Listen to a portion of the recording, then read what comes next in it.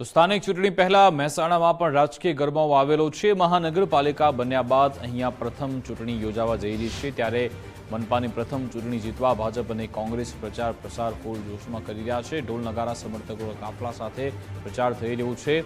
ગલીએ ગલીએ દુકાને દુકાને જઈને ભાજપ અને કોંગ્રેસના આગેવાનો વોટ માંગી રહ્યા છે। બંને પક્ષના કાર્યકર્તા મોટી સંખ્યામાં જનસંપર્ક કરી રહ્યા છે। તાલુકા પંચાયત, જિલ્લા પંચાયત, નગરપાલિકાની ચૂંટણી માટે તૈયારીઓ થઈ રહી છે।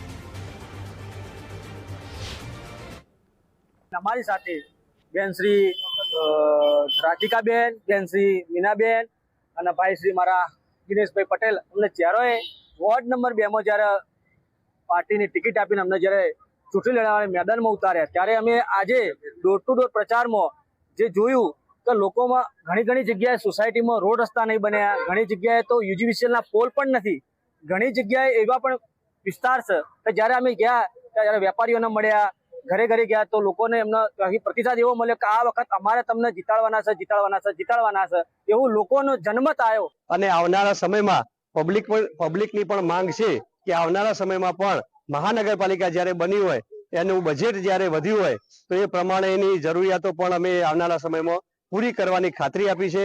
પબ્લિકનો અપાર પ્રેમ અમને મળી રહ્યો છે, અમને જંગી બહુમતીથી જીતાડવા માટે વિશ્વાસ પણ આપ્યો છે। પ્રશ્નો સામે આવી રહ્યા છે કોઈ એવા? અમારા વિસ્તારમાં એવા કોઈ પ્રશ્નો નથી કે જે કનગડ થતા હોય, કારણ કે અમે જે અમારી 4 જણની પેનલ હતી એ 4 ઉમેદવારો ખૂબ જાગૃત અને વિસ્તારના હર હંમેશ સંપર્કમાં રહી અને તમામ પ્રશ્નો હલ કરેલા છે।